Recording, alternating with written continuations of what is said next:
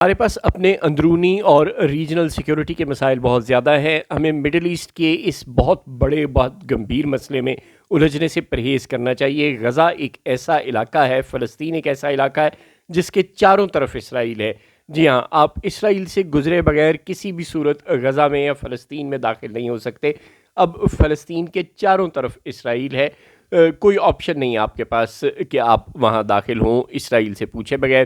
جو مصر کے ذریعے رفح کراسنگ سے غزہ میں داخل ہونے کا راستہ ہے بھی، وہاں بھی جو فلسطینی بارڈر ہے اس پہ فلسطینی فوج نہیں اسرائیلی فوج ہوتی ہے. چنانچہ آپ اسرائیل کی مرضی کے بغیر کسی بھی صورت غزہ میں داخل نہیں ہو سکتے. پاکستان نے اسرائیل کو تسلیم نہیں کیا ہوا. پاکستانیوں کے پاس اسرائیل کا ویزا لینے کی کوئی آپشن موجود نہیں ہے. ہمارے پاسپورٹ پر لکھا ہوتا ہے کہ یہ پاسپورٹ دنیا کے ہر ملک کے لیے کارآمد ہے سوائے اسرائیل کے. چنانچہ دنیا میں بہت سے مسلمان ملک ہیں جنہوں نے اسرائیل کو تسلیم کیا ہوا ہے، مثلا ترکی، مثلا قطر، مثلا یو اے ای اور بے شمار ممالک ہیں جو اب اسرائیل کو تسلیم کر چکے ہیں ابراہم ایکارڈ کے نتیجے میں بھی، اور اس سے پہلے بھی ظاہر ہے مصر نے اور ترکی وغیرہ نے تو تسلیم کیا ہی ہوا تھا، اردن شردن نے. تو اب بہت سے ملک ہیں جو اسرائیل کو تسلیم کرتے ہیں، جن کے اسرائیل کے ساتھ سفارتی تعلقات ہیں اور وہ مسلم ممالک ہیں. انہیں اپنی فوج غزہ میں اگر بھیجنی پڑے تو انہیں بالکل بھیج دینی چاہیے، لیکن پاکستان کو ایسا ہرگز نہیں کرنا چاہیے. خواجہ آصف صاحب نے بتایا کہ معاملہ زیر غور ہے، اور یہ خبریں تو آ ہی رہی ہیں کہ 20,000 فوجی امریکہ نے ڈیمانڈ کی ہے پاکستان سے کہ وہ غزہ میں بھیجے، اور ہم زیر غور ہے. تو اب ظاہر ڈونلڈ ٹرمپ کو ناراض کرنا ہماری سرکاری پالیسی کا حصہ ہی نہیں ہے.